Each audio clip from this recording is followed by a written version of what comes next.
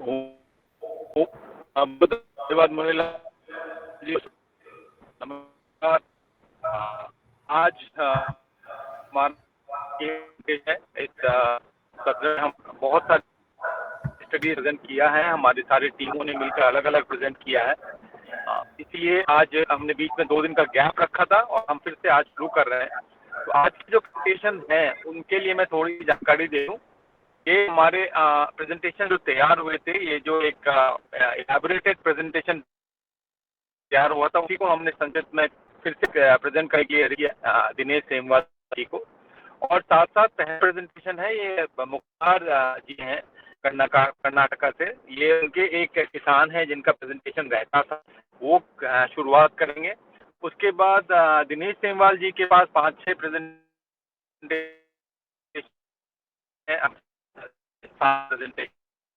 है सत्र में। ये हमारे प्रेजेंटेशन जो किए जाएंगे। मैं ट्रैवल कर रहा हूँ, इसीलिए मैं जुड़ा तो रहूँगा, पा रहा हूँ, मैं बोल भी पाऊंगा, बट मैं अगर एक्टिविटी थोड़ी सी दिक्कत होती है तो क्षमा करेंगे। मैं ज़्यादा समय ना लेते हुए मुख्तार जी को आमंत्रण दूंगा कि मुख्तार जी आएँ और अपने जो प्रेजेंटेशन है उसके बारे में बताएं। और उससे पहले मैं एक बार डॉक्टर ब्रजेश जी को बहुत बहुत धन्यवाद देना चाहूँगा पतंजलि ग्रुप की तरफ से, क्योंकि उनका जो प्रेजेंटेशन था, उनका जो आज योग था, जो कहानियों के साथ था, वो बहुत बहुत सुंदर था, अति सुंदर, बहुत अच्छा लगा हम सबको। और हम लोगों ने बहुत इंजॉय किया, बिकॉज बहुत सारी कहानियां ऐसी हैं जो हमारे दिमाग में हमने बचपन में सुना होता है, पर कहीं ना कहीं हम भूल जाते हैं। बहुत बहुत धन्यवाद दिनेश ब्रजेश जी। और मुकेश जी, आपका आभार, क्योंकि आप रोज नए नए कुछ लेके आते हैं। तो मैं ज़्यादा समय न लेते हुए मुख्तार जी को आमंत्रण दूंगा। मुख्तार जी आएँ और अपना प्रेजेंटेशन दें, उसके बाद दिनेश जी अपना कार्यक्रम दें। धन्यवाद। Thank you sir, thank you. सभी को नमस्कार। मैं मुख्तार अहमद कर्नाटक से। आज मैं बात करने वाला हूँ हमारे फार्मर मिस्टर सिद्धनगौड़ा पाटिल जी के बारे में।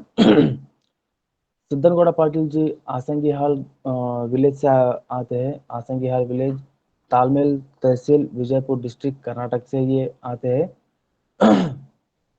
इन्होंने इनकी एक जॉइंट फैमिली है, तो जिन्होंने ठान लिया है कि एग्रीकल्चर फील्ड में, एग्रीकल्चर ये लाइफस्टाइल में कुछ ना कुछ अचीवमेंट करने के लिए ये इनकी फैमिली ने डिसाइड कर लिया है। जिसके चलते सिद्धनगौड़ा पाटिल जी ने अपने 14 एकड़ की फील्ड में 4 एकड़ नेचुरल फार्मिंग की जैसे इन्होंने शुरुआत अभी फिलहाल की है, जिसमें इन्होंने शतावर जो कहते हैं मेडिसिनल प्लांट, इसकी इन्होंने शुरुआत की है। इसकी फसल उगाना इन्होंने नेचुरल तरीके से उगाना शुरू इन्होंने किया है। जिसके चलते ये अपने फार्म में पंचगव्य, जीवामृत, बीजामृत, दशपर्णी, गंजीवामृत ये खुद अपने फार्म में ये तैयार करके, उसको प्रिपेयर करके अपने फार्म में ये यूटिलाइज करना इन्होंने शुरू कर दिया है। इन्होंने मतलब पिछले 4 साल में ये बनाना और ये अप्लाई करना अपने फार्म में, अपने क्रॉप्स पे इन्होंने उसका शुरुआत कर दिया है और उसका रिजल्ट भी इनको काफ़ी अच्छा ही आ रहा है। और ये 2018 में 2018 में हरिद्वार में पतंजलि योगपीठ में ये आए थे और वहाँ पे इन्होंने ट्रेनिंग ली और वापस अब कर्नाटक आके हमारे पास टीओटी की इन्होंने ट्रेनिंग ली। और ट्रेनिंग लेने के बाद अपने गांव में जाके कुछ 50 लोगों को इन्होंने ट्रेनिंग दिया। उस 50 लोगों में 39 लोग पास होके निकले थे, जो कि काफ़ी अच्छा रिजल्ट था हमारे कर्नाटक के लिए। 39 लोग पास होके निकले थे और उनको ये ट्रेनिंग देते हुए प्रैक्टिकल अपने फार्म में ये करना शुरू कर दिया इन्होंने। और इनका कहना है कि केमिकल फार्मिंग से नेचुरल फार्मिंग में अब बहुत ही अ,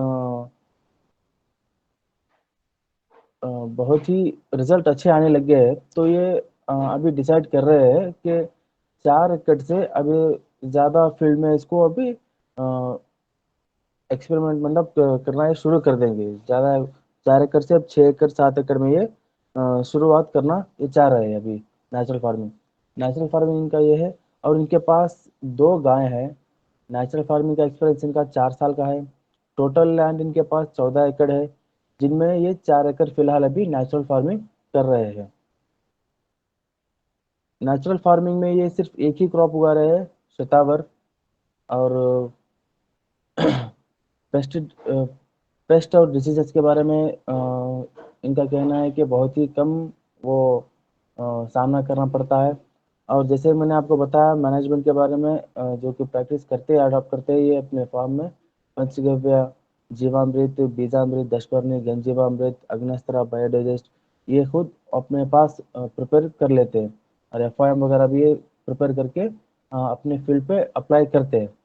जैसे आप फोटोज में देख सकते हो, ये शतावर की फसल है और शतावर की खेती है, और ये शतावर का हार्वेस्टिंग होते हुए एक फोटो है इनकी फील्ड में।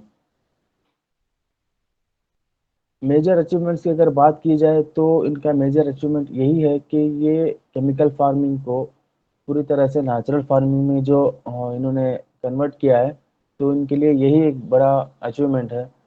और गवर्नमेंट के अंडर स्कीम इन्होंने नहीं ली है, कोई भी स्कीम इन्होंने नहीं ली है, और सर्टिफिकेशन भी अभी तक इन्होंने अपनी लैंड का नहीं करवाया है।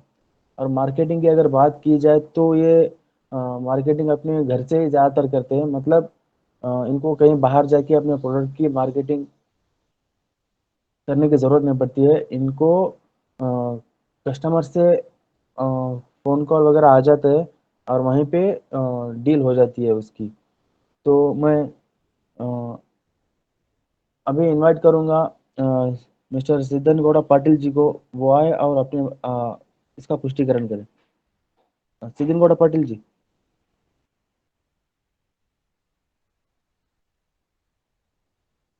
ಗೌಡ್ರೆ ಬರ್ರಿ, ಮೈಕ್ ಆನ್ ಮಾಡ್ರಿ, ಮೈಕ್ ಆನ್ ಮಾಡಿ ಮಾತಾಡ್ರಿ.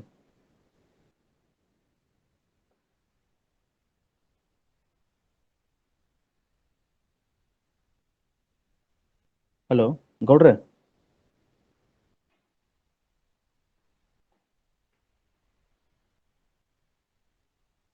ಗೌಡ್ರೆ ಮೈಕ್ ಆನ್ ಮಾಡಿ.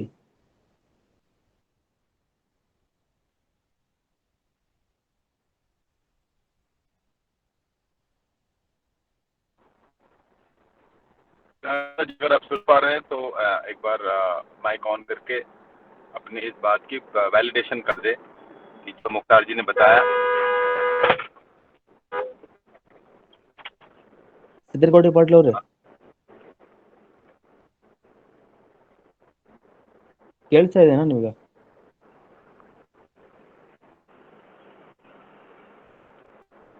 सर सॉरी, मैं थोड़ी देर में मैं मुख्तार एक बार करवाता हूँ. करके बताइए और फिर हम पुष्टिकरण कर लेंगे उनका। अब मैं ओके देवेश सर. सेमवाल जी को आमंत्रण दूंगा। देवेश जी आए हैं और अपने 7 प्रेजेंटेशन जो है उनको एक एक करके करें। दिनेश जी थोड़ा सा समय का ध्यान रखेंगे। दिनेश सेमवाल। जी जी धन्यवाद सर। जो आज की प्रेजेंटेशन है उनमें श्री हेमंत दुबे जी, श्री मानसिंह गुर्जर जी, श्री मनोज पटेल जी, श्री रूप सिंह राजपूत जी, श्री पवन मिश्रा जी, श्री सागर रावले जी और श्री दीपक घुगे जी हैं। और अभी उपस्थित जो मैं देख रहा हूँ वो श्री मनोज पटेल जी हैं। ये हमारी तीसरी प्रेजेंटेशन है श्री स्वप्निल जी। तो हम सबसे पहले मनोज पटेल जी के पास जाते हैं। श्री मनोज पटेल जी मध्य प्रदेश के हरदा जिले की तहसील हंडिया में एक गांव है सोनतलाई, वहीं से हैं। आप योगाहार परिवार के सदस्य हैं और मार्गदर्शन देते हैं किसानों को। आपने स्नातक शिक्षा ग्रहण करने के बाद आपने खेती को अपनाया और बनपुरा मध्य प्रदेश के श्री जुगल पटेल और गुजरात के श्री बाबुल देव जी के माध्यम से आपको प्रेरणा मिली जैविक खेती, प्राकृतिक खेती करने की। और आप एक बड़े किसान हैं और एक बड़े साहस के साथ आपने 80 एकड़ जमीन में जैविक खेती करना शुरू किया। आपने वो मेथड तोड़ दिया कि बड़े किसान को प्राकृतिक खेती करना बड़ा कठिन कार्य है। तो आपने ये भ्रांति तोड़ करके और बहुत अच्छा कार्य आगे बढ़ाया है। और आपके फार्म पे कई कृषकों को प्रशिक्षण लेते हुए देखा जा सकता है। साथ में आपने आने जाने वाले जो किसान हैं वहां पे एक होम स्टे की व्यवस्था की है, सुंदर सी व्यवस्था करी है। और श्री मनोज पटेल जी के पास 70 देसी गाय हैं, उसमें गाय और बैल दोनों ही हैं, सम्मिलित हैं। और आपका जो अनुभव है नैसर्गिक खेती का वो 11 वर्ष का है। 80 एकड़ भूमि पर आप पूरी तरह से प्राकृतिक खेती कर रहे हैं और अगर क्रॉप्स की बात की जाए तो आप लगभग 7 एकड़ एरिया में तो आपके जो फलों में से केले का उत्पादन होता है, अमरूद, सीताफल, चीकू, आम, एवोकाडो, बेल, बेर, संतरा, मौसमी और दूसरे फल होते हैं। साथ ही खरीफ के मौसम में आप 40 एकड़ में तुअर, 20 एकड़ में चना और इसी तरह से गन्ना और 5 एकड़ में मक्का भी उत्पादन करते हैं। और आप इंटरक्रॉपिंग बहुत अच्छे से ले रहे हैं हल्दी की। साथ में ही आप 12 एकड़ भूमि बंसी और खपली गेहूं को उगाते हैं। 9 एकड़ भूमि में आप चना और 12 एकड़ क्षेत्रफल में सरसों आपके खेत में लहराती है। आप गोबर तथा खेत के जो अवशेष हैं, क्रॉप रेजिड्यू हैं, उनका अच्छे से खाद बनाते हैं, उसका प्रयोग करते हैं। जीवामृत और घनामृत का बखूबी प्रयोग आपके खेतों में देखा जाता है और किसान इसको सीखते भी हैं, समझते भी हैं। और आप 1 एकड़ भूमि में जो अलग से गन्ना लगाते हैं, जो कि जीवामृत बनाने के लिए ही अधिकतर प्रयोग में आता है। साथ में जो से गुड़ बनता है और उसका जूस बनता है। और सबसे बड़ी बात यह है कि जो 1 एकड़ भूमि है, उससे जो आप गन्ना निकालते हैं, उससे जो जूस बनता है, वो फ्री में जो मां नर्मदा की परिक्रमा करने के लिए जो देश भर से किसान आते हैं, उनको आप देते हैं। आप 10 पर्णी का छिड़काव और नीम तेल, नीम अर्क से अपना क्रॉप प्रोटेक्शन करते हैं और बीज संस्कारित करते हैं बीजामृत से। और छाछ और गुड़ के साथ ही गाय के दूध का घोल का छिड़काव आप फसलों की फूल की अवस्था में करते हैं। आपके कुछ चित्र प्राप्त हुए हैं और साथ में ही आप जो बड़ी जो आप मेजर जो अचीवमेंट्स कह सकते हैं, तो आपने कई किसानों को, हजारों किसानों को नेचुरल ऑर्गेनिक फार्मिंग में आप प्रेरित किया है उसकी तरफ मुड़ने के लिए। और सरकार के द्वारा, राज्य सरकार के द्वारा आप सम्मानित हुए हैं। और मार्केटिंग तक की जहां तक बात की जाए तो आप अपने जो उत्पाद हैं उनको प्रोसेस करके उनको बेचते हैं और अपने सोशल नेटवर्क के माध्यम से आप ये बिक्री करते हैं। और साथ ही आपका जो शुद्ध लाभ है लगभग 25,91,000 रुपया आपको वार्षिक प्राप्त हो जाता है। ये शॉर्ट में है क्योंकि आपकी बहुत बड़ी कहानी है, मैंने शॉर्ट में से बात करी। आदरणीय श्री मनोज पटेल जी से मैं निवेदन करता हूं कि वो आए और 1 मिनट में कृपया अपनी कहानी का सत्यापन करने की कृपा करें। श्री पटेल जी।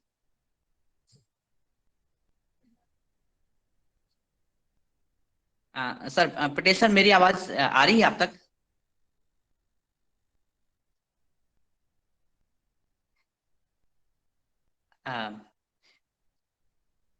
श्री पटेल जी, आप माइक ऑन कर लीजिएगा और अपनी कहानी को सत्यापन करने की कृपा करें 1 मिनट में। और जब तक श्री पटेल जी हम उपस्थित होते हैं या फिर वो माइक पे आते हैं, तब तक मैं आदरणीय श्री रूप सिंह राजपूत जी, जो कि पटेल जी की बात उनकी कहानी है, श्री रूप सिंह राजपूत जी, आप मध्य प्रदेश। हाँ जी।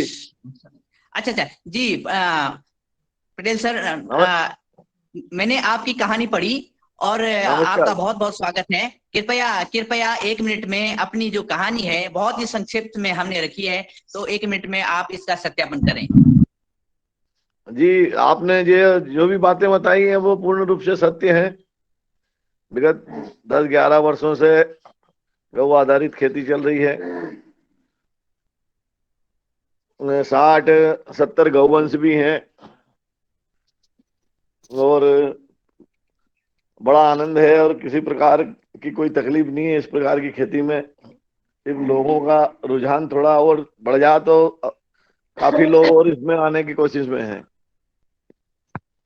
जी, बहुत बहुत धन्यवाद सर आपका। हम पुनः जल्दी ही आपको मुख्य अतिथि के रूप में इस मंच पे आप सादर आमंत्रित करेंगे। ये आपका ही मंच है, आप इसके सदस्य हैं। मैं इसके बाद श्री रूप सिंह राजपूत जी, जो होशंगाबाद जिले के रोहाना गांव से हैं, मैं जी उनका स्वागत करता हूँ, उनकी कहानी पढ़ता हूँ। Shri sir Dinesh sir, Rajput I am जी। Sorry sir, sir Dinesh sir, जी जी जी।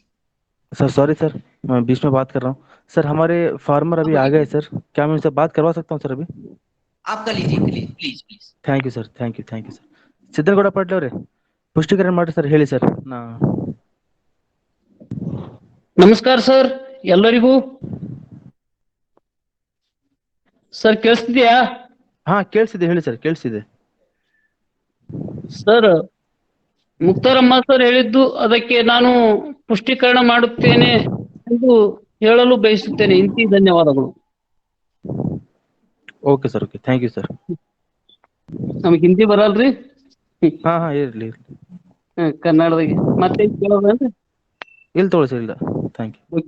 जी बहुत बहुत धन्यवाद आदरणीय हमारी किसान थे। और नमस्कार नमस्कार सर, नमस्कार. ಮೈಕ್ जी ಆಫ್ ಮಾಡ್ಬಿಡಿ नमस्कार। ಗೌಡ್ರೆ.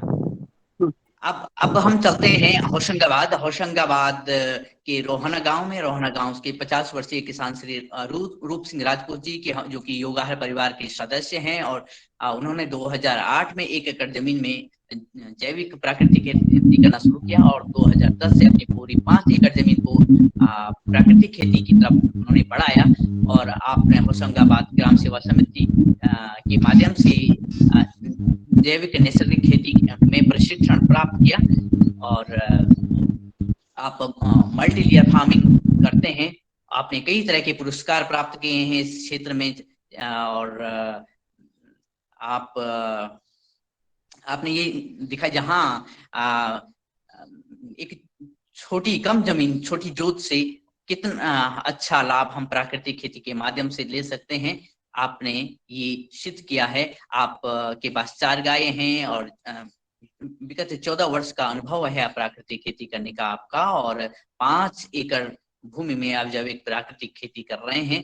और साथ में आपने अपने यहाँ एक एग्रो फॉरेस्ट्री का भी बहुत अच्छा मॉडल तैयार किया है, जिसमें सागौन जैसे टिम्बर्स हैं, तो दूसरी तरह से आम, अमरूद के पेड़, नींबू के पेड़ आपने लगाए हैं। और आप जो 3.5 एकड़ में बासमती धान, मूंग की बहुत अच्छी पैदावार लेते हैं। वहीं बंसी गेहूं आपका खूब प्रसिद्ध है और लोग उसे हाथों हाथ लेते हैं। और आप जो हैं सब्जियों की जो मौसमी, सभी तरह की मौसमी सब्जियां हैं, उनका अच्छा उत्पादन ले रहे हैं। और इसके साथ साथ चने का भी आप सब्जियों के साथ चने का भी उत्पादन आप कर रहे हैं, जिसको जो सब्जी के लिए जो पत्ते होते हैं सब्जी के, उसको भी आप उसका भी विपणन करते हैं। साथ में अगर संक्षिप्त में मैं कहूँ तो श्री आपके पास जो गोबर बायोगैस की सैलरी है, FIM है, उसका आप प्रयोग करते हैं। और जीवामृत की खुराक अपने फसलों को देते हैं। और हर 15 दिन में आप जीवामृत का छिड़काव करते हैं। नीम अर्क हो गया और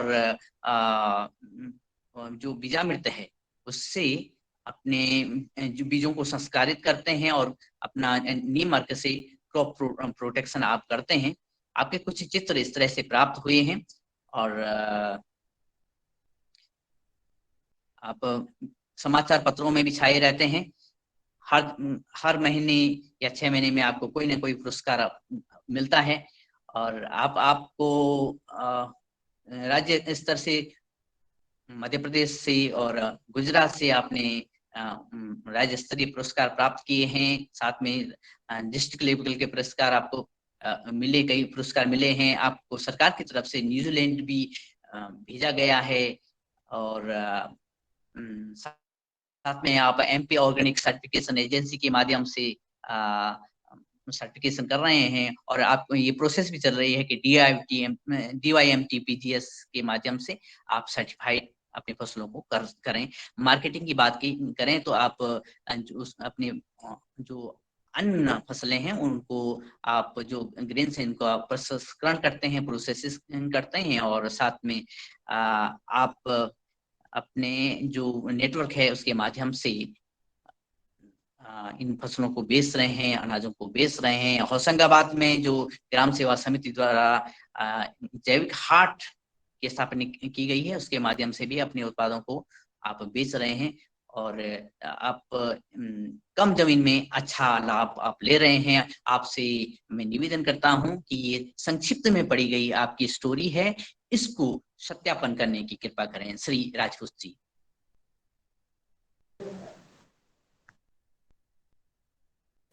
अनम्यूट कर ले राघव सिंह जी। हाँ श्री राजपूत जी। जी नमस्कार, सभी को प्रणाम, सदन को नमन। मेरा आज जो श्यामलाल जी के द्वारा मेरे खेती का जो कथन हुआ है वो सत्य है और मैं इसी प्राकृतिक मुहिम से 10-12 वर्षों से लगा हूँ। काफी प्रेरणा मिलती है मेरे को, जो पुराने जो किसान जो प्राकृतिक खेती कर रहे हैं।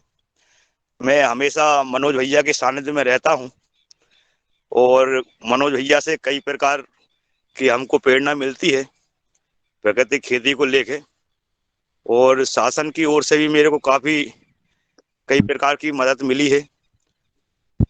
कई पुरस्कार प्राप्त हुए हैं मेरे को प्राकृतिक खेती को लेकर, और मेरे जो खेतों से जो उत्पन्न होते हैं बहुत ही गुणवत्ता युक्त उत्पन्न होते हैं, जिसे काफी लोग पसंद करते हैं।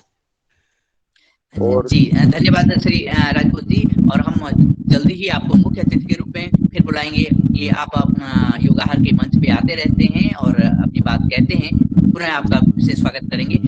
इसके बाद में स्वप्निल जी से गुजारिश करूंगा कि जो हमारी पहली प्रेजेंटेशन है, श्री हेमंत दुबे जी उपस्थित हैं, तो हम उन्हीं की प्रेजेंटेशन उनकी कहानी पढ़ेंगे।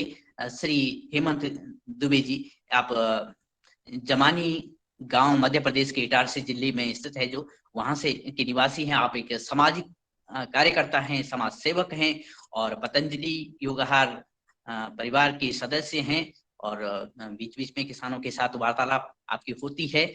और आप एक सफल व्यापारी भी हैं और आपको विरासत में 80 एकड़ भूमि मिली है, जिसमें से आप 24 एकड़ पर जैविक प्राकृतिक खेती कर रहे हैं, और ये भी शौकिया तौर से कि आप बड़े शौक से, बड़े इत्मीनान से इस खेती को आगे बढ़ा रहे हैं। और आपके पास एक खूब बड़ा बगीचा भी है और आपके खेतों के आसपास बहुत सारे टिम्बर्स प्लांट्स लगे हैं। साथ में आपका कई तरह की फलों की विविधता आपके खेतों में देखने को मिल जाती है। आपको जो प्रेरणा मिली है अपने चचेरे भाई अश्वनी दुबे जी से मिली है, जो मध्य प्रदेश सरकार के अधीन बागवानी जो बागवानी अधिकारी थे, और आपने कई संस्थाओं का भ्रमण किया और उन संस्थाओं से आपने ज्ञान संवर्धन किया कि हम कैसे इन कार्य को आगे बढ़ाएं। 2012 में आपने वृक्षारोपण का एक बड़ा अभियान शुरू किया, जिसमें 300 पेड़ प्रति वर्ष लगाने का लक्ष्य किया, और पिछले 10 वर्ष से आप ये कार्य बहुत ही सफलतापूर्वक आगे बढ़ा रहे हैं।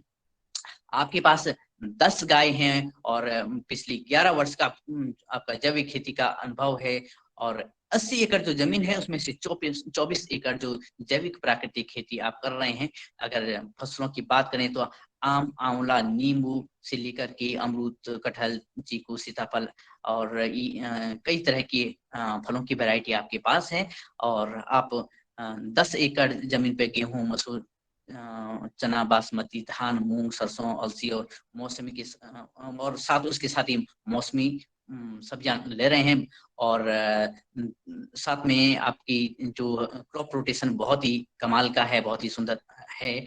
और गेहूं, धान की आप जो परंपरागत प्रजातियां हैं उनका संरक्षण भी आप करते हैं। विष्णुभोग और राम जीरा की प्रजातियां, साथ में बंसी गेहूं और सोना मोती गेहूं। इस तरह से आपका जो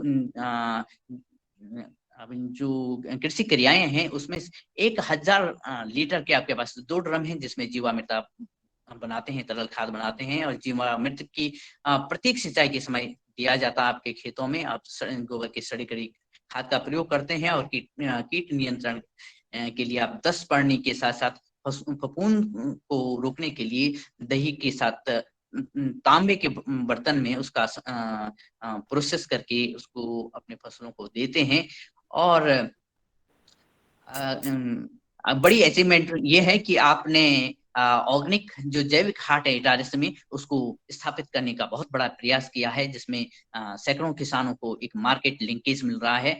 और अभी आप किसी सरकारी सहायता आपने नहीं ली है, साथ में जो सर्टिफिकेशन में भी आप आगे नहीं बढ़े हैं, और आपने मित्र मंडली के माध्यम से अपने फसलों को, अपने उत्पादों को बेचते हैं। और जब जैविक खाद की स्थापना आपने 2020 में कोविड के समय से की है, तो वो खूब सराहनीय है। और अब तो इटारसी के में जो जैविक हाट है वहाँ पे लोग, आसपास के लोग खूब सामान खरीदने के लिए वहाँ पे आते हैं, और लोगों के स्वास्थ्य के प्रति आपकी ये चैतन्यता काबिल तारीफ है। आप अपनी भूमि से बहुत अच्छा उत्पादन कर रहे हैं। आपसे निवेदन है कि कृपया 1 मिनट में इस कहानी का सत्यापन करें। कहानी बहुत बड़ी है, तथापि 1 मिनट में इस कहानी का सत्यापन करने की कृपा करें। श्री दुबे जी, हेमंत दुबे जी, आपसे आग्रह।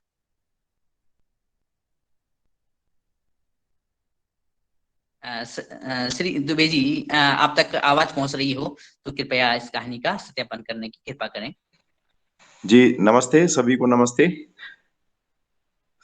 सभी सज्जनों को नमस्ते। मेरी आवाज आ रही? जी आ रही सर, जी बोलिए। जी धन्यवाद श्यामलाल जी, मुझे आपने इस योग्य समझा, संस्था ने इस योग्य समझा कि मेरे ऊपर कुछ लिखें। सामान्य तौर पे इन सब से दूर रहता हूँ, लेकिन इसके लिए हृदय से धन्यवाद। और चूंकि प्रयास हैं कर रहा हूँ, उन्हें करते रहने की एक मंशा है, और स्वयं की खुशी से स्वयं की स्वयं के लिए करने से स्टार्ट हुआ यह सब एक उपक्रम, जो इस ओर बढ़ गया। और बढ़ते बढ़ते उम्मीद है कि जल्द ही रसायन मुक्त खेती पर भी आ जाएंगे हम। और जहां तक इन सब में सही है कि सर्टिफिकेशन आदि की कभी आवश्यकता नहीं लगी, और करवाया भी नहीं, क्योंकि खुद की खुशी के लिए कर रहे थे, खुद की भूमि को जहर मुक्त करने के लिए कर रहे थे हम। हाँ, जहां तक आपसे मेरा संपर्क और सारे किसान भाइयों से संपर्क हुआ जैविक बाजार के माध्यम से, जो जैविक किसानी कर रहे थे, उन सभी के माध्यम से संपर्क हुआ। और वह एक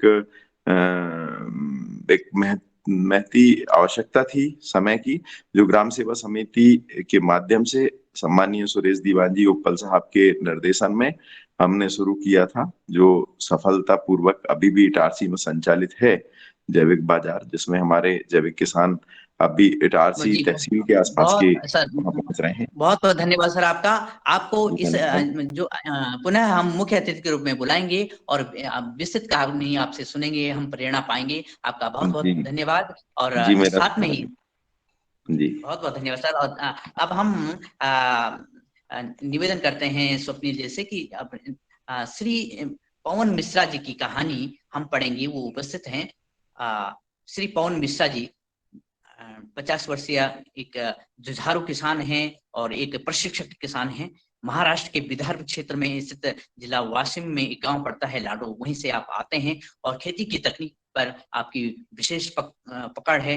किस तरह से कि नैसर्गिक खेती, जैविक खेती को आगे बढ़ाया जाए, उस पर आपने लगभग 5000 किसानों से भी अधिक लोगों को प्रशिक्षित किया है। और वाशिम जिले में आप 150 से भी अधिक किसानों के साथ मिलकर कार्य कर रहे हैं। और आपने कई तरह के पुरस्कार भी प्राप्त कर रहे हैं। और आपकी जो चर्चा में रहती हैं जो 10 टिप्स होते हैं कि कैसे जैविक नैसर्गिक खेती से हम 10 टिप्स के साथ आगे बढ़ सकते हैं, तो वो भी आने वाले टाइम में जब आपको मुख्य अतिथि बुलाया जाएगा तो हम विस्तार से उस पर पढ़ेंगे। अभी हम शॉर्ट में ये अगर स्टोरी पढ़ें तो आप 22 वर्ष का अनुभव आपका जैविक नैसर्गिक खेती में आपका हो गया है, और 13 एकड़ क्षेत्र में आप एक खेती कर रहे हैं। साथ ही सोयाबीन खरीफ में सोयाबीन, तुअर, सहजन और रबी में तिल और सब्जियां, गेहूं की खेती आप करते हैं। फूलों की खेती पर आप विशेष ध्यान देते हैं, वो आपकी खेत का आकर्षण का विषय भी है और आमदनी का मुख्य स्रोत भी है। साथ ही आप जो अपने 1 एकड़ खेत को 2 ट्रॉली गोबर से बांट देते हैं और उसमें सड़ी गड़ी खाद देते हैं और एक सीजन में एक क्रॉप में 2-3 बार जीवामृत देते हैं और बीज की बुआई से पहले उनको संसाधित करते हैं बीजामृत से। और कीट पतंगों आपका कहना कि जब गोबर का जब गौमूत्र का प्रयोग होता है तो कीट पतंगों को वो नापसंद होते हैं, इसलिए वो आपकी फसल पे नहीं आते हैं। आपका एक कोट में पढ़ता हूँ कि जो आप कहते हैं कि पानी ईश्वर की अनमोल देन है, इसे हमें धरती पर बड़े पेड़ और लहलहाती पशुओं के द्वारा उसका स्वागत करना चाहिए और यह निश्चित कर लेना चाहिए कि बारिश की एक भी बूंद मिट्टी को सीधे ना छुए। और इस तरह से आपके कम चित्र हमें प्राप्त हुए हैं, संभवतः आज आपके कुछ चित्र हमें मिलेंगे और आपके जो कई तरह के पुरस्कार आपने प्राप्त किए हैं उसमें वसंतो नायक जागरूक पुरस्कार आपको मिला है, दैनिक देशोन्नति से आपको पुरस्कार मिलना है और गौरव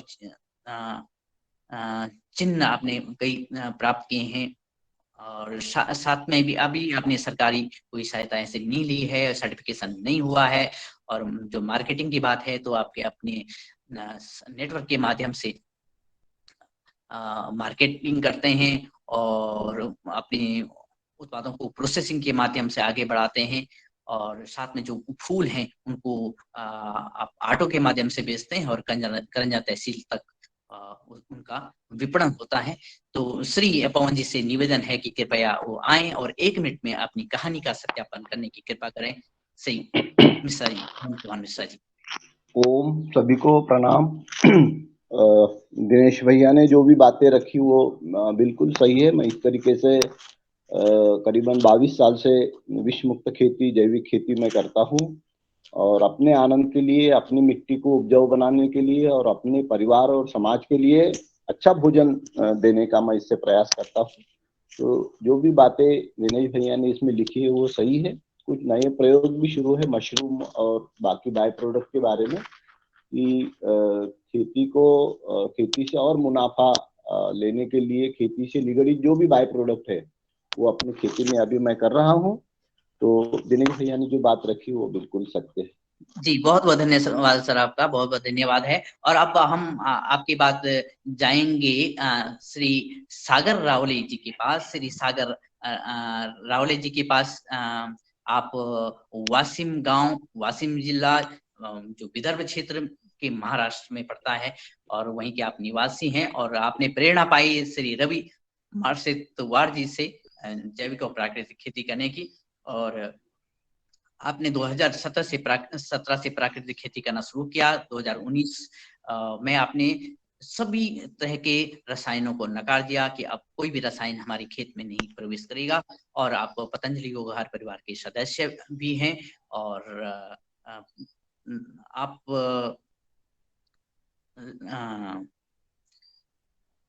खरीफ के मौसम में तुअर, सोयाबीन, हल्दी और रबी के मौसम में चना, गेहूं की खेती करते हैं और साथ में चिया जो पुदीना परिवार का है उसकी खेती करते हैं।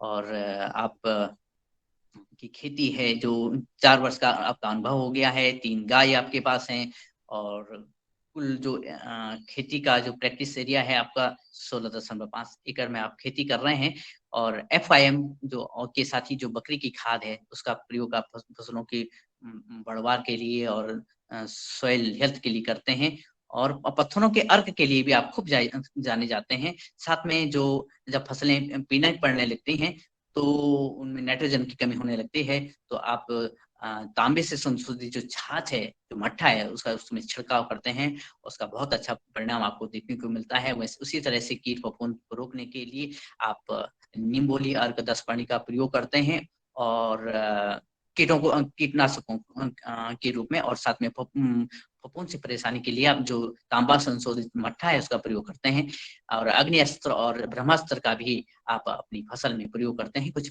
चित्र इस तरह से आपके प्राप्त हुए हैं जो फसल प्रिपरेशन है, फील्ड प्रिपरेशन है, सोयाबीन क्रॉप है और विभिन्न तरह की जैविक खाद और कीटनाशक बनाने का। और आपका एक बहुत एक इनोवेशन है जो कि एक स्प्रेयर आपने बनाया है, स्प्रे करते हैं साइकिल के माध्यम से, इसके लिए आपको अवार्ड भी प्राप्त हुआ है लुधियाना यूनिवर्सिटी के माध्यम से। उन्होंने आपको सम्मानित किया है। और जो एक बात और है कि आप जो लोन है कृषि लोन, उसको बहुत ही स्मार्ट तरीके से उसका प्रयोग करते हैं, बहुत ही अच्छे ढंग से प्रयोग करते हैं और समय पे वो लौटा देते हैं। तो अपनी जो आमदनी को बढ़ावा इस माध्यम से भी आप करते हैं। सर्टिफिकेशन आपने किया नहीं है और आप जो अपना उत्पादन है उसको सामान्य रूप पे मंडी में बेचते हैं। और अब तो आसपास के उपभोक्ता आपके पास जो प्रोसेस फूड के लिए आते हैं, जो नैसर्गिक तरीके से प्रोसेस फूड है, उसकी मांग आपकी बढ़ती जा रही है और आप इस तरह से खेती से अच्छा मुनाफा आपने शुरू किया है। तो आप श्री सागर रावले साहब से निवेदन है कि कृपया 1 मिनट में अपनी कहानी प्रस्तुत करने और उसका सत्यापन करने की कृपा करें, मात्र 1 मिनट में। श्री रावले जी। जी ओम सर, सभी को प्रणाम। आपने जो मेरी कहानी पढ़ी है संक्षिप्त में वो सही है और मैं सभी ये चीज़ें यूज कर रहा हूँ। 5-6 साल से अभी मैं जैविक खेती में कार्यरत हूँ और ये सब मैं कर भी रहा हूँ और काफ़ी आनंद भी आ रहा है। ज़मीन में भी काफ़ी सुधार हो गया है। तो आपने जो पढ़ा है वो सब सही है। धन्यवाद। ओम। जी, बहुत-बहुत धन्यवाद सर। अब हम आपके बाद पहुँचते हैं श्री दीपक भीमराव घुगे जी के पास और उनके बाद पहुँचेंगे श्री मान सिंह जी के पास। तो श्री घुगे जी उपस्थित हैं, तो पहले उनकी कहानी को हम पढ़ते हैं। श्री दीपक भीमराव घुगे जी एक 32 वर्षीय किसान हैं, एक और उभरते हुए विज्ञानी भी हैं, वैज्ञानिक भी हैं और महाराष्ट्र के जनपद वाशिंग में जो मालिक गांव तालुका में पड़ने वाला येरंदा गांव है, वहां के निवासी हैं। उन्होंने 2010 में जैविक खेती की तरफ लौटने का निर्णय लिया और आपका संपर्क हुआ पुणे महाराष्ट्र के जो सूक्ष्म जीव विज्ञान के एक्सपर्ट हैं डॉक्टर संतोष चौहान जी से 2000 में, और उनके माध्यम से उन्होंने अपने खेत में फार्म लैब की स्थापना की। अब आप कई किसानों के साथ फार्म लैब की स्थापना अभी तक कर चुके हैं और 15 एकड़ भूमि में आप जो खरीफ में सोयाबीन, हल्दी, तुअर की खेती करते हैं, वहीं रबी में गेहूं, चना के साथ प्याज के बीज का उत्पादन करते हैं। और जो आपकी खेत है वो 2.5 एकड़ एरिया में आप अनार की खेती भी करते हैं और 1 एकड़ में आप फूल भी उगाते हैं। तो इस तरह से जो आपका फार्मिंग जो एक्सपीरियंस है 2000 कुल मिलाकर के 12 वर्ष का है और 15 एकड़ भूमि में आप खेती कर रहे हैं। 2 गाय आपके पास हैं और आप भूमि की उर्वरकता को बनाए रखने की जो बायोगैस सैलरी है उसका प्रयोग करते हैं। 5,000 लीटर बायोगैस सैलरी खेतों को प्रत्येक महीने आपके यहाँ दी जाती है। साथ में जो अभी खरीफ और जो रबी की फसलें हैं, साथ में जो फूल हैं, उसका अच्छा उत्पादन आपके यहाँ मिलता है, देखने को मिलता है। आप एरोबिक लिक्विड फीड तैयार करते हैं, जिसमें आपने किसानों को बताते हैं कि कैसे आटे से, ज्वार के आटे से, बाजरे के आटे से, धान के आटे से इसका उत्पादन किया जाता है। आपके कुछ चित्र हमें प्राप्त हुए हैं जिसमें फूलों की खेती है, प्याज के बीज हैं और जो लिक्विड मैन्योर आप बनाते हैं प्राकृतिक माध्यम से। और आपकी जो अचीवमेंट है, आपने फार्म लैब की स्थापना की है और उसको लगभग 2 दर्जन फार्म लैब स्थापित कर किसान के खेत में, ताकि उसको मार्केट पे डिपेंड ना होना पड़े। इस क्षेत्र में आपने कदम आगे बढ़ाए हैं, सहायता करी है लोगों की। आपका जो सभी उत्पाद है मंडी में बाजार भाव पर सामान्य कीमतों पे जाते हैं और अब तो जो आपका बगीचा 2015 में लगा था वो फलीभूत हो रहा है, वो भी उत्पादन देने लगा है। श्री दीपक भीमराव घुगे से निवेदन है कि कृपया आए, 1 मिनट में अपनी कहानी सत्यापित करें। श्री दीपक जी। जी सभी को ओम। जो मेरी कहानी पढ़ी है अभी वो सभी सत्य है और जो हमने जो यहाँ महाराष्ट्र में जो लैब चालू की है वाशिम जिले में, वो अभी 26 लैब चालू की है और उसमें से अलग अलग लैब में से अभी हम 5,000 किसान भाइयों तक पहुँचे हैं। और जो ये कहानी पढ़ी गई है वो सभी सत्य है। जी सभी को ओम। धन्यवाद। जी बहुत बहुत धन्यवाद श्री दीपक घुगे जी। हम पुनः, क्योंकि आप योगाहार परिवार के सदस्य हैं, और पुनः आपको विस्तृत से आपकी कहानी सुनेंगे। और आपके बाद हम चलते हैं श्री मानसिंह गुर्जर जी के पास। संभव तो वो उपस्थित हो चुके हैं, और मैं उनकी कहानी पढ़ता हूँ, सदन से ऐसी आज्ञा चाहता हूँ। श्री मानसिंह गुर्जर जी, जो कि एक प्रयोगधर्मी किसान हैं। आप गर्धा गांव, वनखेड़ी जिला, होशंगाबाद, मध्य प्रदेश के निवासी हैं और पतंजलि योगाहार परिवार के सदस्य हैं। आपने 2010 में 7 या साढ़े 7 हेक्टेयर जमीन में जैविक खेती करना शुरू किया था, और आज आपके जो सफलता के चर्चे हैं वो पूरी मध्य प्रदेश में हैं। और चर्चे इसलिए भी हैं क्योंकि आप बीजों का बहुत ही अच्छे ढंग से कंजर्वेशन कर रहे हैं, उनका संरक्षण कर रहे हैं। आपकी जो 7 फीट लंबी लौकी और 3 फीट लंबी तुरई के साथ कई तरह की जो फसल विविधता है, उसके लिए आप चर्चित हैं। और आपने खूब सारे लोगों को प्रेरित किया है। और जो आपके जो गोठ में आपके पास कुल 6 गाय हैं, जिसमें दो बछड़े भी हैं, और 12 वर्ष का आपका अनुभव है इस कार्य में, जैविक खेती को, नैसर्गिक खेती को करने में। और 17.5 एकड़ भूमि में आप खेती कर रहे हैं। श्री मानसिंह गुर्जर जी गन्ना, धान, तुअर, चना, मक्का के साथ मंडुआ, कंगनी, झंगोरा और रबी के मौसम में गेहूं, चना, सरसों की खेती करते हैं। अगर संरक्षण की बात की जाए तो कई तरह की किस्मों की आपके पास सब्जियां हैं, और एक ही सब्जी कई किस्म की, तो कुछ 2 दर्जन सब्जियां आप संरक्षित कर रहे हैं। और माटी को खुशहाल बनाने के लिए, स्वस्थ बनाने के लिए आप घनामृत, जीवामृत का प्रयोग कर रहे हैं। और गन्ने की फसल में 10 कुंतल प्रति एकड़ घनामृत आप डालते हैं, वहीं जीवामृत का बखूबी प्रयोग करते हैं। और एक खास बात यह है कि गाय के दूध में हल्दी का पाउडर डालकर उसका घोल बनाकर फसलों में छिड़कते हैं, और इससे आप अच्छा उत्पादन, और पौधों की स्वस्थता को अच्छे से महसूस करते हैं। और साथ में ही हमें कुछ चित्र आपसे प्राप्त हुए हैं। कुछ समाचार पत्रों में आप छाए रहते हैं, मध्य प्रदेश की समाचार पत्रों में स्टेट लेवल से और डिस्ट्रिक्ट लेवल से आपको कई तरह के पुरस्कार प्राप्त हुए हैं। और सरकारी सहायता अभी तक जो कि वांछित है, अभी तक आपने प्राप्त नहीं की है। और आपका जो सर्टिफिकेशन है वो अंडर प्रोसेस है। आप थोड़ा व्यस्तता के कारण वो आगे नहीं बढ़ पा रहा, लेकिन आशा है कि DYMD के पेजेस के माध्यम से आपका जो सर्टिफिकेशन आगे बढ़ेगा। मार्केटिंग की बात करें तो मार्केटिंग आप सोशल मीडिया के माध्यम से कर रहे हैं, और कुरियर के माध्यम से और जो ट्रांसपोर्ट के माध्यम से आप अपना उत्पाद उत्तर प्रदेश, मध्य प्रदेश, तेलंगाना, गुजरात के कई भागों तक भेजते हैं। और मैं आपसे निवेदन करता हूं कि ये मैंने संक्षिप्त में, बहुत ही शॉर्ट में ये आपकी कहानी पढ़ी है। विस्तार के रूप में जल्दी आपको बुलाएंगे, लेकिन अभी 1 मिनट में कृपया अपनी कहानी को सत्यापित करने की कृपा करें श्री मानसिंह गुर्जर जी।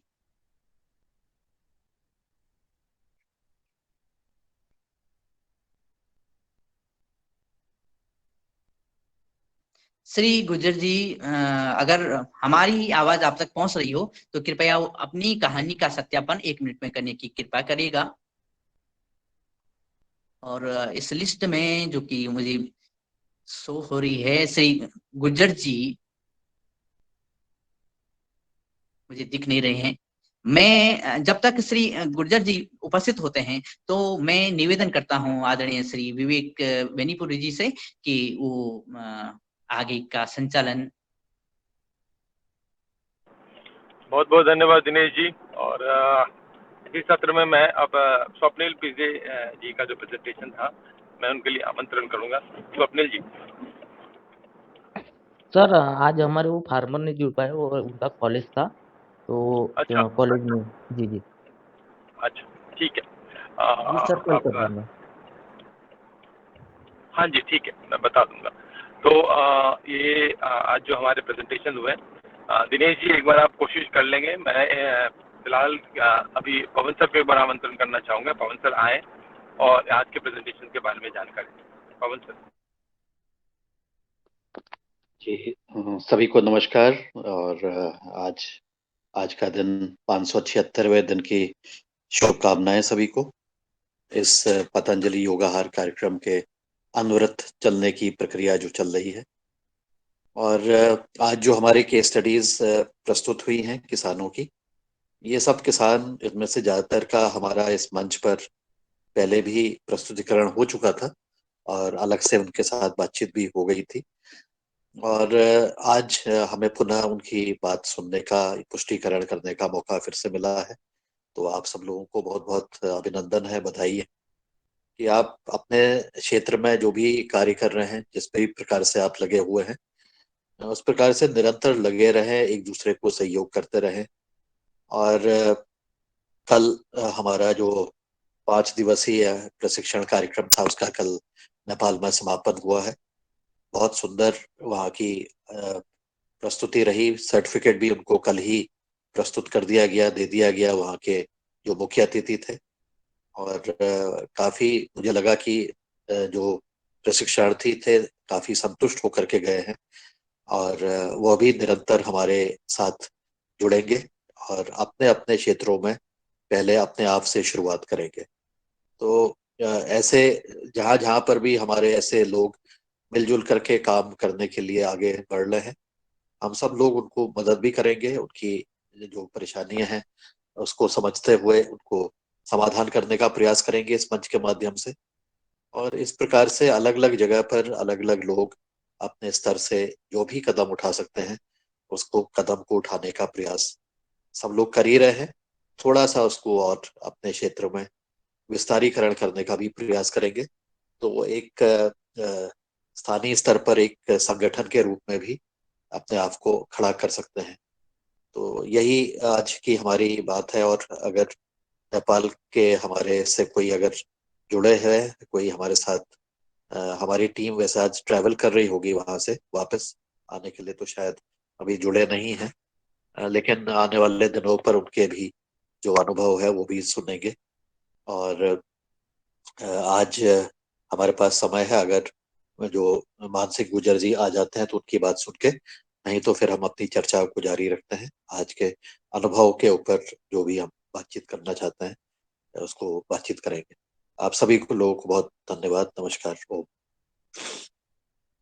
हाँ जी सर, अभी मानसिंह गुर्जर जी जुड़ नहीं पा रहे हैं, शायद नेटवर्क का कुछ इश्यू है वहाँ पे, तो ये चर्चा आगे बढ़ाई जाए। जी धन्यवाद।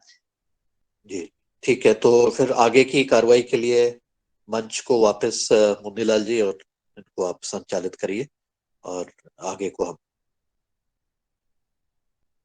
जी धन्यवाद आदरणीय विवेक सर जी, आदरणीय पवन कुमार जी, और हमें धन्यवाद आदरणीय दिनेश सेमवाल जी, और हमारे सभी किसान भाई जिन्होंने आज जिनका प्रस्तुतिकरण हुआ है, बहुत अच्छा लगा।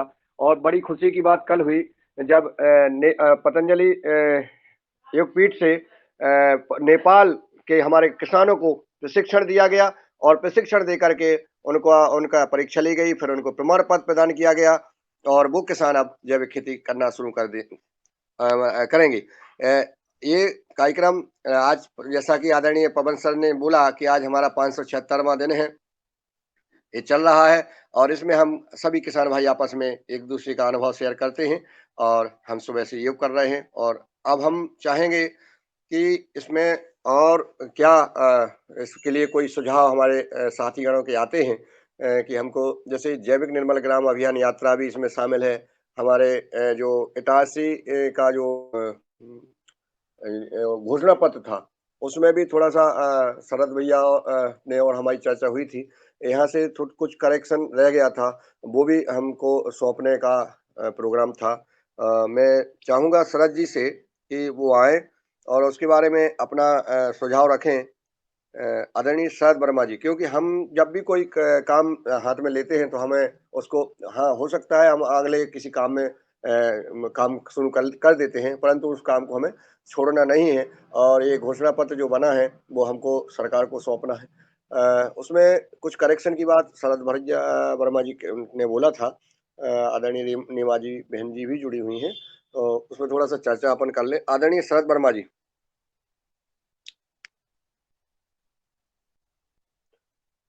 सदन में उपस्थित हैं तो हाँ, लेकिन शायद शरद वर्मा जी अभी लेफ्ट हो गए हैं। मैं आदरणीय रमेश चंद मेहरा जी को सादर आमंत्रित करता हूं कि आए, और उसको घोषणा पत्र को आपने पढ़ा ही है, उसमें कहीं कोई ऐसा लग रहा है आपको कि इसमें करेक्शन होना है या नहीं होना है? और नीमा जी ने जो सुझाव दिए थे अपन ने वो कर दिए थे, तो अब उसके बारे में आगे क्या रूपरेखा है? जी ओम, सदन को नमन। घोषणा पत्र हमने पढ़ा है और घोषणा पत्र ठीक बना है और उसमें बहुत ज्यादा सुधार की कोई गुंजाइश नहीं है, इसलिए उसको ऐसा ही रहने दिया जाए। जी ओम।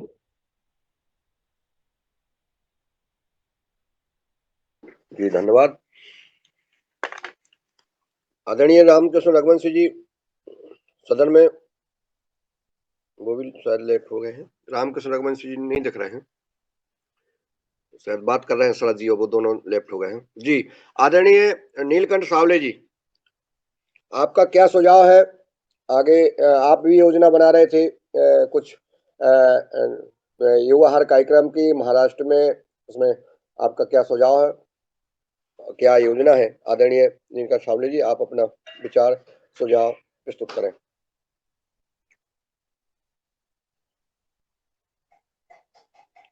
नीलकंठ जी तक मेरी आवाज पहुंच रही है?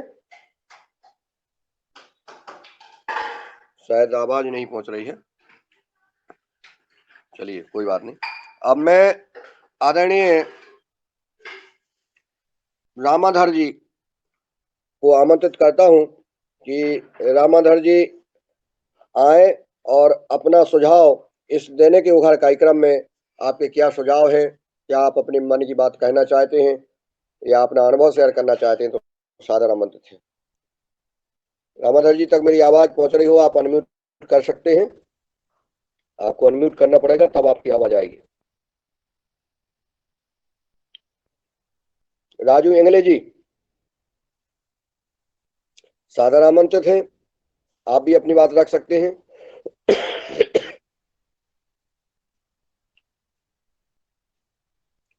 चलिए शायद नेटवर्क प्रॉब्लम है, आवाज नहीं पहुंच पा रही है। तो अब मैं डॉक्टर किशोर दुबे जी का स्वास्थ्य अगर ठीक हो, अगर वो अपनी मार्गदर्शन दे सकते हैं तो सादर आमंत्रित है।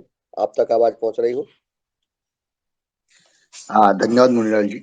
आप तक आ रही है आवाज? जी स्वागत है आपका। आज की कक्षा बहुत अच्छी रही। डॉक्टर साहब ने जो योगा के बारे में जानकारी दी और उसके बाद में जो प्रस्तुति हुई, उससे निश्चित रूप से हमको उनके जो मुख्य अतिथि, बहुत सारे सभी मुख्य अतिथि थे, तो उन्होंने जो क्लास ली थी और उस संदर्भ की चर्चा हुई थी, उसकी याद ताजा हुई। साथ ही इटारसी में भी जो हमने इनमें से कई साथियों को देखा था, मिला था या उनका कथन सुना था, तो वो यादें भी फिर से ताजी हो गई। निश्चित रूप से इनका मार्गदर्शन और भी हम आगे लेते रहेंगे, ये तो बहुत जरूरी होगा सब बाकी लोगों को प्रेरणा के लिए। बात है कि अब इसको, ये जो प्रोग्राम है, इस प्रोग्राम के संदर्भ में यदि जो कहना है कि निश्चित रूप से ऐसे किसानों का, जैसा पवन सर ने पीछे भी बोला था कि केस स्टडीज के लिए हमारा जो कार्यक्रम है वो खत्म नहीं हुआ, वो पार्ट 1 करके, एक भाग 1 करके हो गया है।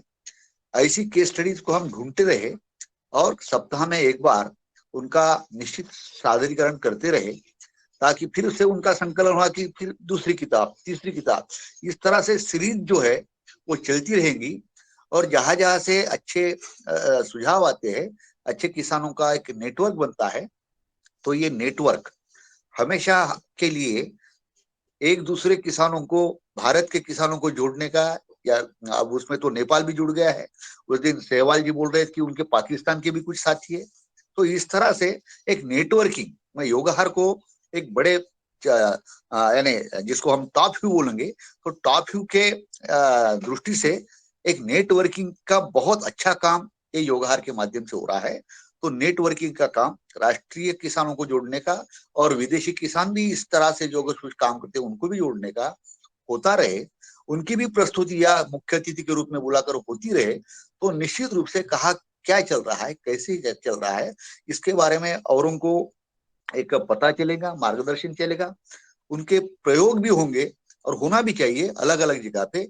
जब तक उनका अलग अलग जगह पे कोई एक नई तकनीक अगर आई है, जैसा सागर रावले जी के बारे में हमने पढ़ते समय बोला था कि उनका जो एक स्टोन वाला जो पार्ट है कि डुबाने का और उसका स्प्रे करने का, तो अलग अलग जगह पे वो होना चाहिए। वैसे ही कई तरह के अलग अलग मुख्य अतिथियों के जो प्रयोग है वो अलग अलग जगह पे होना चाहिए और अलग अलग जगह के होकर उसका अगर डेटा कलेक्ट किया जाता है और उसका एनालिसिस किया जाता है, उसका साइंटिफिक सादरीकरण किया जाता है, तो निश्चित रूप से सिर्फ नेशनल नहीं, इंटरनेशनल लेवल पर भी उसको मान्यता दिलाने में बहुत करने में बहुत आसानी मिल जाएगी। तो मेरा सुझाव इतना ही है कि ऐसे अनूठे जो प्रयोग है वो अनूठे प्रयोगों का अलग अलग राज्यों में अलग अलग जगहों पे कम से कम 8-10 जगहों पे अगर उसका रिपीटेशन होता है, एक्सपेरिमेंटेशन प्रयोग होते हैं और उसका डेटा आता है और उसका इकट्ठा करके किसी को लगे तो वो उसकी जिम्मेवारी दी जाए, मतलब वो किसान के साथ जुड़ के कि भाई ये एक प्रयोग है तो एक प्रयोग के साथ में हमारे स्टाफ में से ही किसी को जिम्मेवारी की भी, ये 2-3 किसानों के प्रयोग आप देखोगे, दूसरा देखेंगे, पवन जी तो उस बारे में बहुत कुशल मार्गदर्शक है, वो निश्चित रूप से कर सकते हैं। तो इस तरह से अगर कुछ हम करें और एक 8-10 जो प्रयोग है, मतलब अभी हमारे पास तो 100 प्रकार के प्रयोग आ गए हैं, उससे भी ज्यादा आ गए हैं, उसमें से 2-4 का एक चयन करके कि भाई इन प्रयोगों को हम 8-10 जगह पे अलग अलग स्टेट पे देखेंगे और उसका डेटा लेंगे और उसके डेटा को एनालिसिस करके उसका हम प्रेजेंटेशन करेंगे। इतना भी एक छोटा सा टारगेट अगर रखाया जाता है तो ये छोटा सा कदम अनुसंधान करके हमको आगे बढ़ने में, गवर्नमेंट और रिसर्च इंस्टीट्यूट की तरफ जाने में एक बहुत अच्छा कदम होगा। यही मेरा सुझाव है। इस दिशा में सोचा जा सकता है, बात की जा सकती है और उसका जो एक रोड मैप बोलेंगे वो रोड मैप भी बनाया जा सकता है। यह भी किया जाए, यह मेरा एक सुझाव है और इसी के साथ मैं मेरे वाणी को विराम करता हूँ। धन्यवाद आदरणीय डॉक्टर साहब, और आपने महत्वपूर्ण सुझाव दिया है।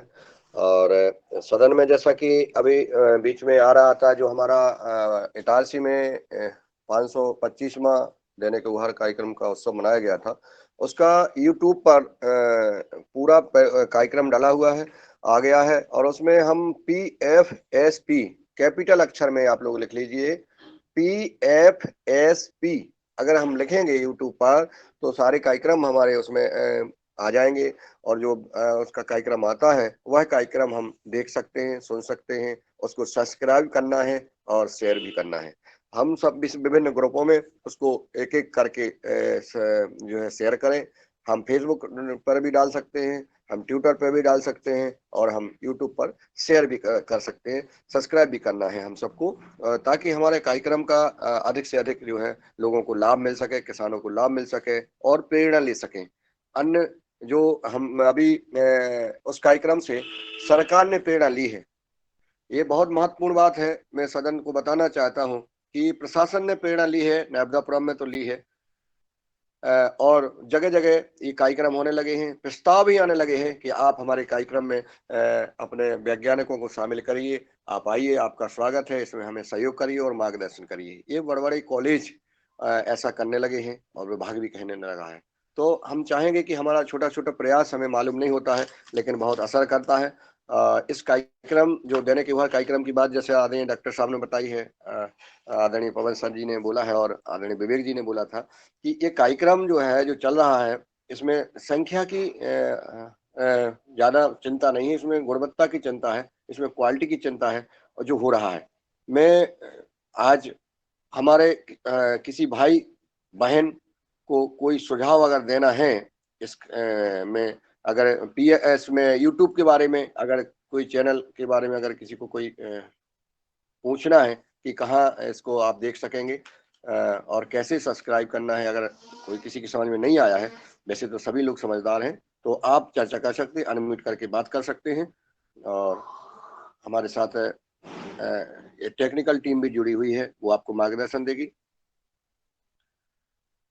अगर किसी का कोई सवाल हो। अब मैं हमारे साथ कुलदीप पुनियाल जी भी जुड़े हुए हैं।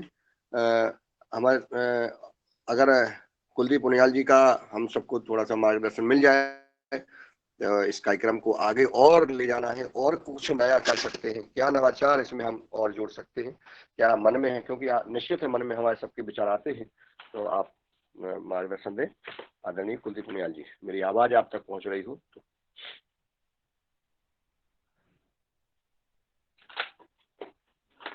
शायद कुलदीप पुनियाल जी तक भी आवाज नहीं पहुंच रही। अरे दिनेश जी सेमवाल जी, आप तक आवाज पहुंच रही है? जी सर, मुझे आवाज मैं सर में फोन पे चला गया था। आवाज पहुंच रही है जी। मेरे लिए क्या आज्ञा है? आपके लिए ये आज्ञा है कि जो हमारा युगहर कार्यक्रम का जो 525वां उत्सव मनाया गया था और विभिन्न हमारे जैसे घोषणा पत्र भी बना है और इस यूट्यूब पर भी इस कार्यक्रम को डाला गया है, और तो मैं चाहूँगा कि इसका अधिक से अधिक प्रचार प्रसार हो। साथ ही में जो आगे हमने जो योजनाएं और बनाई थी, जैविक निर्मल ग्राम अभियान यात्रा भी आदरणीय पवन जी ने जो कई कुछ जगह हमने आयोजन भी किया है उनके निर्देशन में, इसमें भी हम कुछ चाहेंगे कि कुछ गति और प्रदान हो। जैसे अभी हमारी कृषक स्टोरी है, ये चल रही है, बहुत अच्छा लग रहा है और इसमें निश्चित है किसानों को दिशा मिल रही है। आपसे हम चाहेंगे कि इसमें कोई सुझाव हो आपका, क्योंकि मन में तो आते हैं कुछ ना कुछ कि ऐसा होना चाहिए इसमें, आप कुछ अगर मन में है तो सुझाव दें।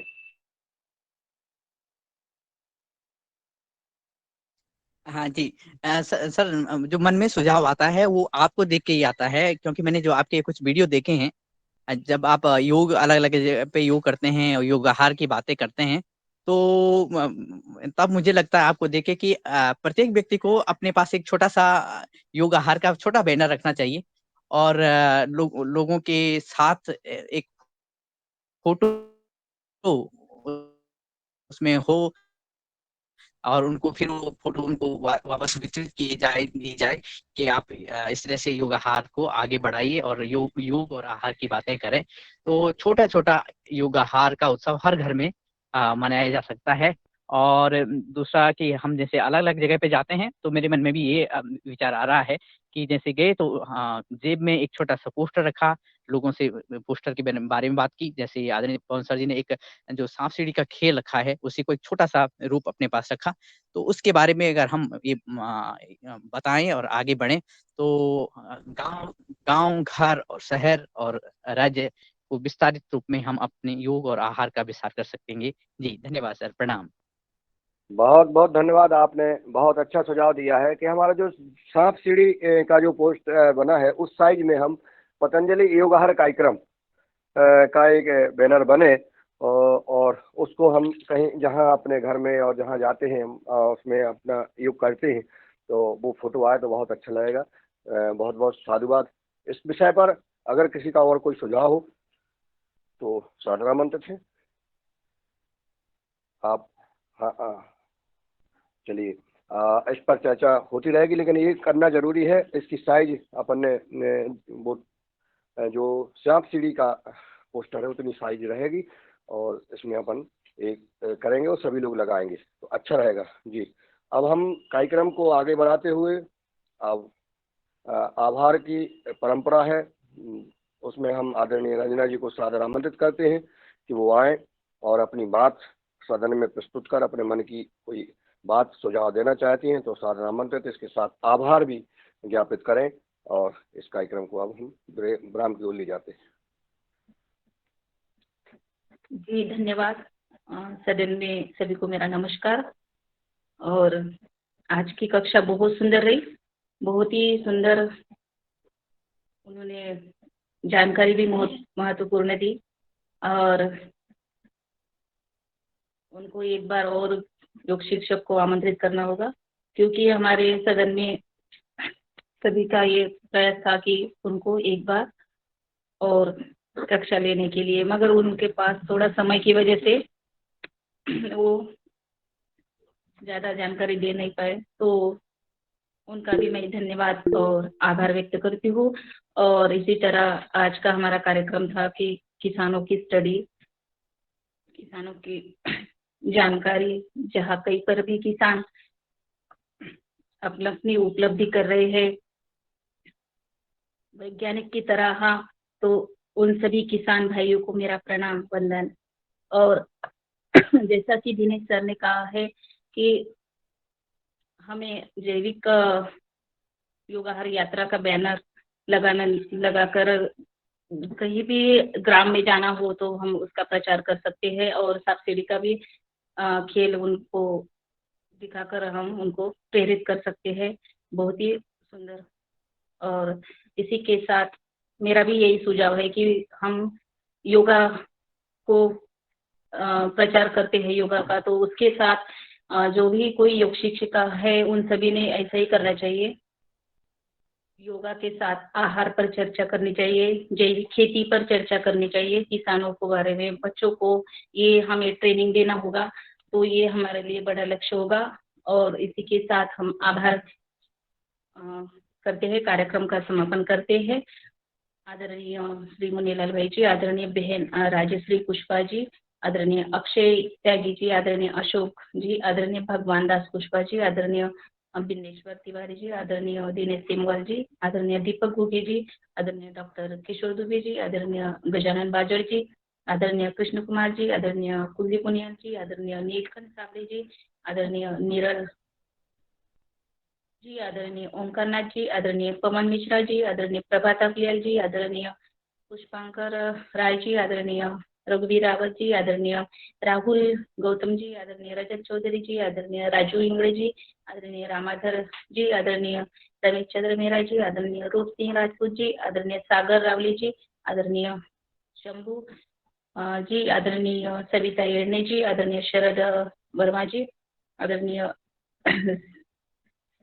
सिद्धांत जी, आदरणीय स्वप्निल पिसे जी, आदरणीय उमाशंकर प्रसाद जी, आदरणीय विनोद भट्ट सर, आदरणीय योगा रिकॉर्डिंग से और योगेश चौहान जी, आदरणीय पवन कुमार सर, आदरणीय विवेक जैनीपुरी जी सर, और जो भी सब लेफ्ट हुए किसान, उन सभी का मैं धन्यवाद आभार और कार्यक्रम का समापन करते हैं। कल सुबह मिलेंगे, तब तक सभी को ओम नमस्कार। बहुत बहुत धन्यवाद, आपका भी बहुत बहुत धन्यवाद। आपने जो कहा है कि योग जो हम कराते हैं, योग क्लास में हमारी बहनें भाई योग करते हैं, वो ये बैनर लगाएं, ये बहुत बड़ी बात है और अच्छी है, अच्छा सुझाव है, ताकि जो है ये संदेश हम योग के साथ आहार की चर्चा हो सके, जैविक खेती की चर्चा हो सके और इस का ध्यान देश का, हमारे नागरिकों का इस ओर आ सके। बहुत बहुत साधुवाद। ओम।